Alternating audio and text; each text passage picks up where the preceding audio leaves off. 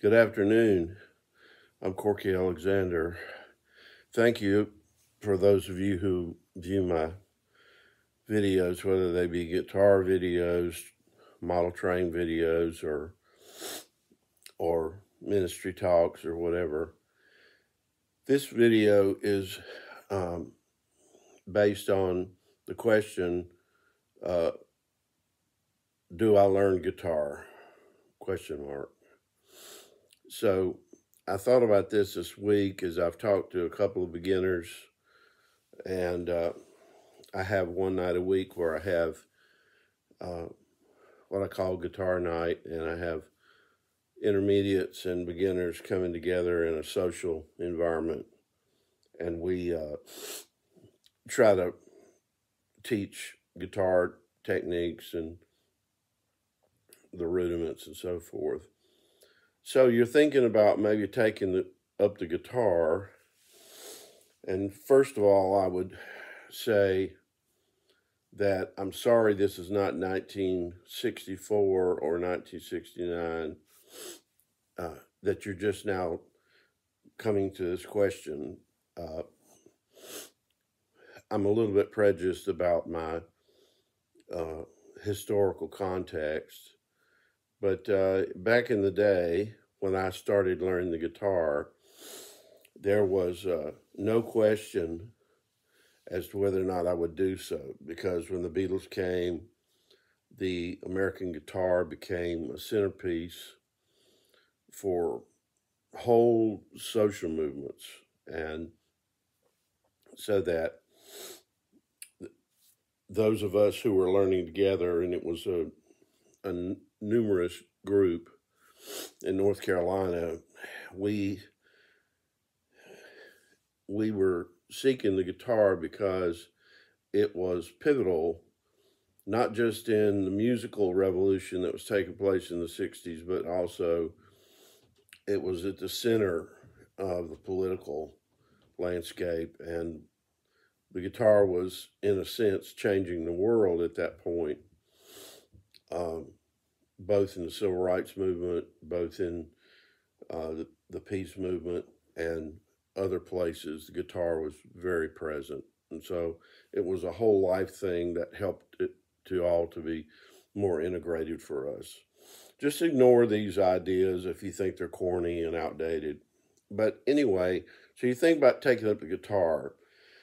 Well, first and foremost, I think the American guitar is important because of a person's personal development. I think it's important because it is a museum, a musician, a musical instrument of the folks. It's a folk instrument, and it's also a classical instrument. It's also a pop instrument, but primarily the guitar is a folk instrument. What I mean by that is learning the guitar will be meaningful for your folks.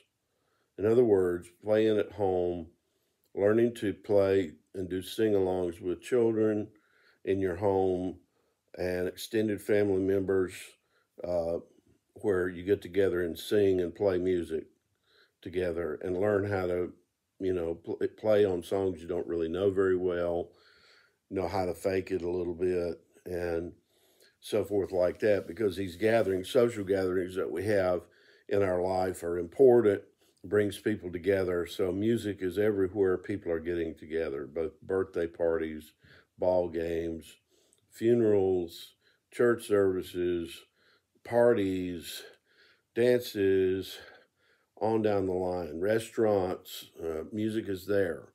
And if you would prefer to be a music maker rather than a music player, in other words, not always using, Spotify or, Pandora or something like that for the background music, you actually are participating in the music. It's a personal and social experience. I highly recommend it for that, because now growing up, I never was dancing because we were playing at the dance or so forth like that. So it's a very involving thing. I know quite a number of what I call discographers. These are people that are quite well versed in the music world and they're music listeners, but they've never picked up a guitar. And I often hear them lament that they wish they could, play a few songs. And I think they should be able to do that because as music therapy teaches us, the everything from the vibrations to the relationship to the instrument to the cognitive benefits of music playing. And the guitar is a good middle of the road instrument. It's one you can carry around, unlike the piano. And although we've carried a piano, waded out into the Ohio River and put one up on a party boat before. So I know how many men it takes to lift a piano, but that's a skill that I shouldn't have. The other aspect of should you learn guitar, well, number one, first, yes, as I just stated, it's meaningful in social relationships. And if you learn how to play instrumental guitar, where you're carrying the melody as well as the chords, like fingerstyle guitar, and you can do that without singing, there's quite a number of places in the community that could use your services. When I was in South Dakota, one thing that I did was play at kidney dialysis centers. People have to sit in there for 6 hours. And I would sit in the corner with acoustic guitar and they would request songs and so forth. It was a good experience. Secondly, the financial aspects. Should I learn the guitar? I think one of the biggest mistakes people make is by buying some, especially adults, buying some expensive guitar that ends up just being in the case under the bed in the bedroom. I can't tell you the number of times somebody's invited me back to a bedroom in a home that I was visiting and said, I want to show you something. And they pull a guitar out from underneath the bed and they open it up. And it's like this vintage Fender or Gibson or, Lord have mercy, something else. And it's never been played. Either grandpa passed it down. I actually had a man stop me in the Atlanta airport. I was having a layover overnight. And a man brought a guitar case over to me, opened it up, and asked me to give an opinion on the guitar. And of course, it was a beautiful instrument. And he had inherited it from his father. He had just returned from his father's funeral, and so he was like, I don't know if I want to learn to play it or not. So this kind of thing never really does too much. You've got to have a certain desire, to play guitar because it's going to be a job. It's going to start out, my fingers hurt and all that. And yeah, they do hurt when you first start and things like that. So I don't recommend going and getting, some showpiece. You say, well, I'm making a financial investment too. I would sell it. Well, if you're already thinking about selling it, you're probably not going to learn to play it. So what I recommend is a cheap guitar. My first one cost $14.95. It was ordered through the Sears catalog. And I learned to play that guitar until I made, my first paying gig playing guitar on a $14.95 guitar. It wasn't a big pay, probably a few dollars, a tip or something. But that guitar, I learned to play it. And today, a Silvertone, a Sears guitar from back in the day is pretty valuable. I wish I still had it. But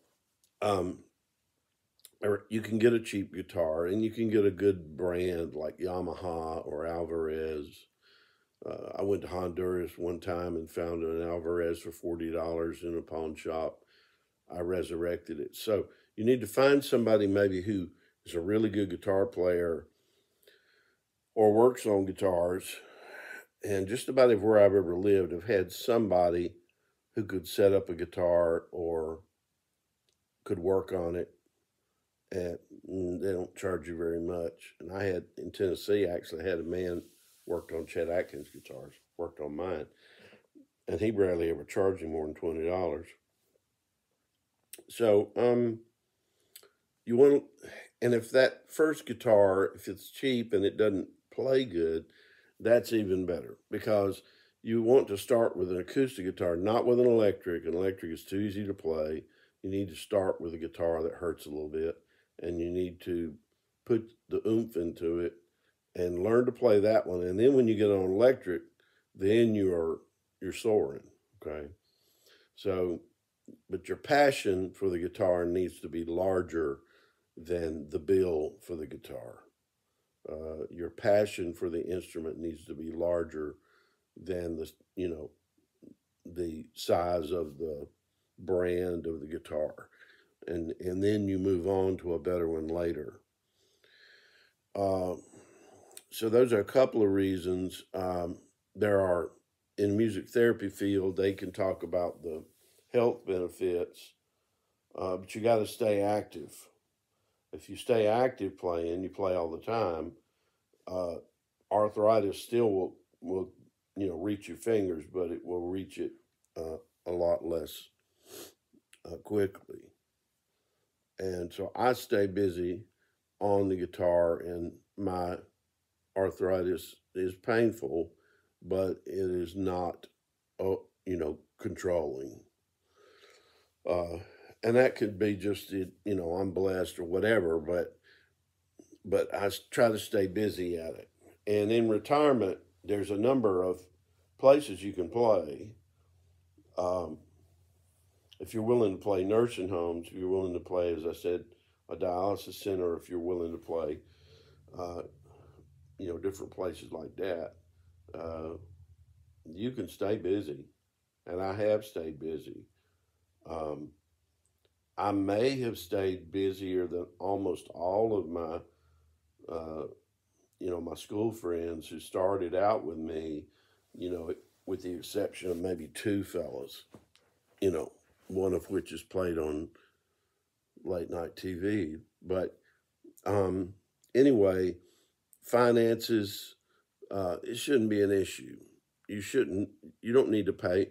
Please don't go out, if you've never learned a chord, please don't go out and buy a $600 guitar or a $400 guitar. You can go down and look for used ones. And again, if you have somebody who can work on one, you can get a used one and just tell them to resurrect it for you. But I don't know that all that's the same now as it once was, because of the digital age now. Almost all of the guitar players that are learning now are spending more time in front of a screen than they are in a room with actual players. And this is a problem, and I'm not just going to lament the problem, but just to say, if you could get with somebody, a real person, to sit down with, and they can show you shortcuts and things like that. But a lot of young people can really emulate the videos. You don't have to learn music, standard notation. I've never learned standard notation. I do know tablature. So if it's a solo that I've got to copy, I can get the tab on it and I can learn it exactly, at the place on the neck that it's played. So those are some thoughts. I've gone a little long. So welcome to the guitar world if you are definitely going to do this. If I can be of help, please comment or whatever. And I've got videos on beginning and intermediate guitar here, so I hope that you can understand them. All right, thank you all.